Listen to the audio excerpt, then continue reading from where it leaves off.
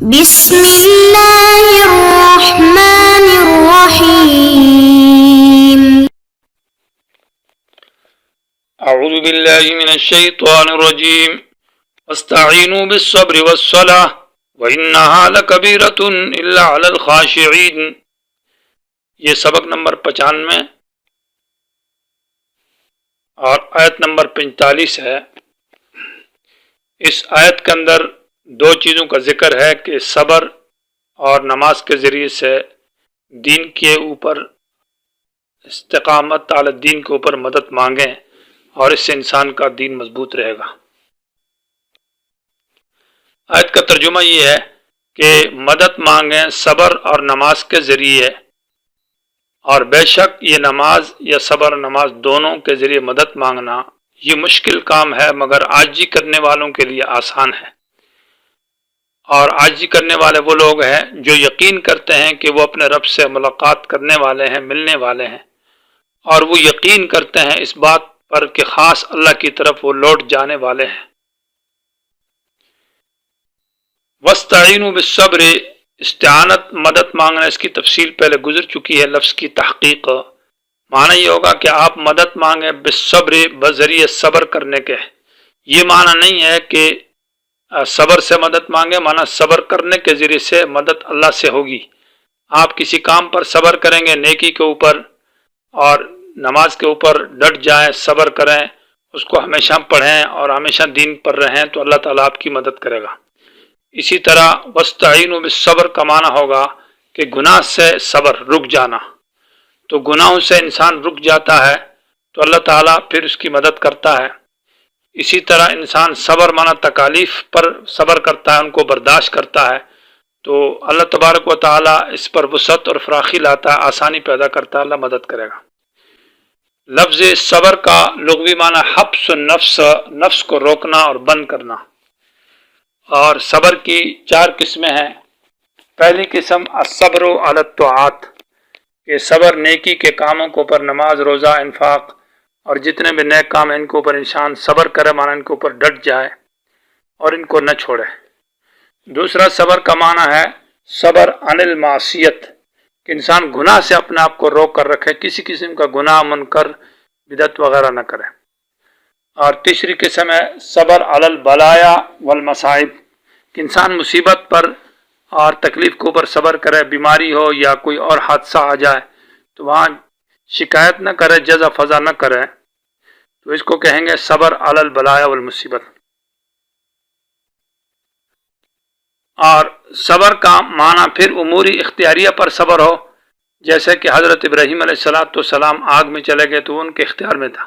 امر غیر اختیاری ہو، جیسے حضرت یعقوب علیہ السلام یوسف کے گم ہو جانے پر صبر کیا۔ تو صبر دل کے اندر یہ ہوگا کہ دل کے اندر انسان شکایت اور گلہ نہ کرے اس تکلیف کے اوپر، اور دل کو ہمیشہ اللہ کے سامنے جھکے اور عاجز رکھے۔ اور صبر زبان سے یہ ہے کہ زبان سے شکایت نہ کی جائے۔ اور صبر اعضاء کا یہ ہے کہ اعضاء کے اندر اضطراب، کپ کپی اور گڑبڑ ہونا، مضطرب ہونا نہ ہو، تو اس کا اثر پھر انسان کے اوپر یہ ظاہر ہوگا۔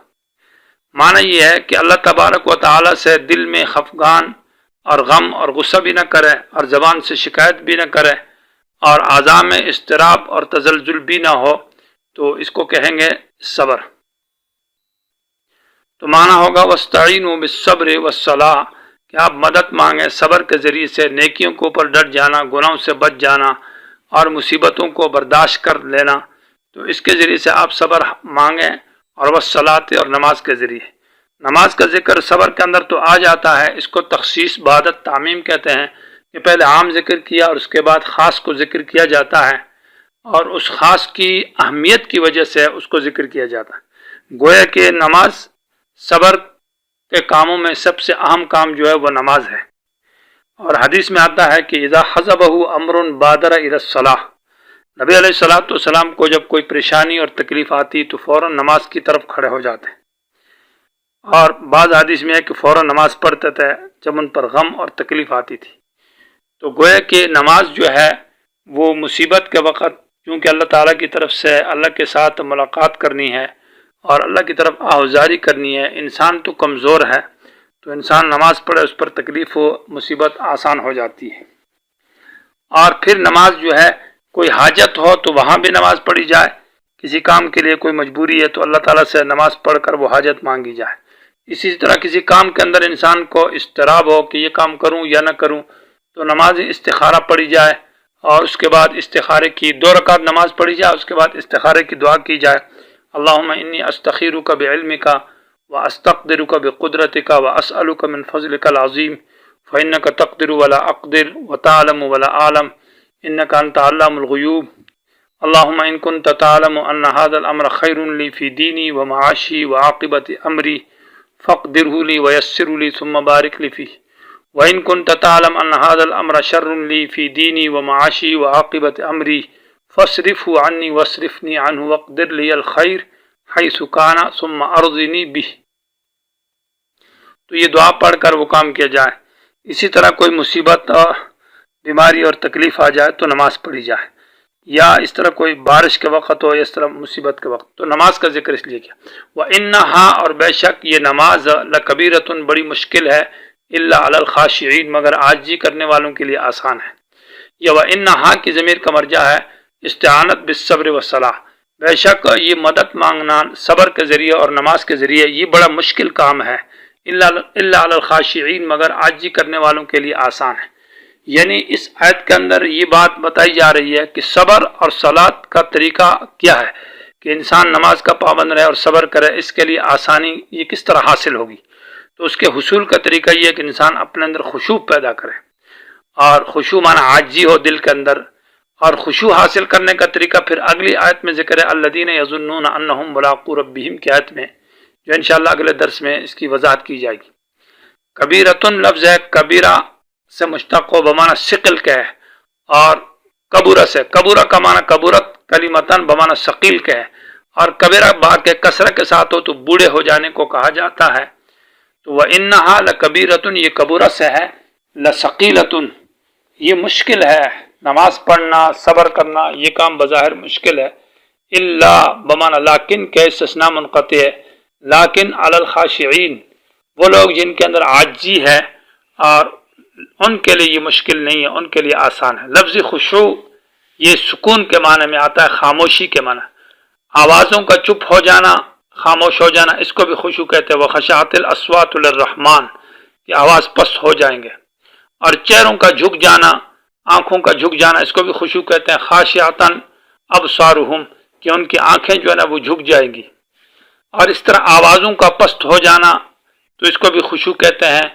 اور زمین کا اللہ کے سامنے عاجز اور ذلیل ہو جانا، تو آواز ہو یا آنکھ ہو یا انسان کا جسم ہو یا انسان کا دل ہو، اس کے اندر ڈر اور خوف پیدا ہو جائے، اس کو خشوع کہا جاتا ہے۔ اور حدیث میں آتا ہے کہ حضرت حذیفہ بن یمان رضی اللہ تعالیٰ عنہ فرمایا کہ اللہ خشوع نفاق سے بچائے۔ خشوع نفاق یہ ہے کہ دل کے اندر عاجزی نہیں ہے اور اپنے آپ کو عاجز کر کے لوگوں کے سامنے بظاہر اپنی شکل عاجزانہ بنائی ہوئی ہے، تو یہ خشوع نفاق ہے، حقیقت میں خشوع نہیں ہے۔ ایک شخص نماز پڑھ رہا تھا حضرت عمر رضی اللہ تعالیٰ عنہ کے دور میں، اور اس نے گردن جھکائی ہوئی تھی نیچے، تو حضرت عمر نے کہا کہ گردن جھکانے میں خشوع نہیں ہے، مانا اپنے آپ کو سیدھا اور درست کھڑا کرو اور دل کے اندر عاجزی پیدا کرو۔ تو خشوع اصل میں وہ حالت کیفیت فی القلب، وہ دل کے اندر ایک کیفیت ہے جو کہ عاجزی ہے، جو کہ ذلت ہے، جو کہ خوف ہے، اللہ کی محبت ہے۔ اور ثم یظہر اثر ذلک علی الجوارح، پھر اس کا اثر انسان کے اعضاء اور اندام پر ظاہر ہوتا ہے، کہ اعضاء کے اندر بھی خاموشی، سکون، ہاتھ پاؤں جسم کے اندر۔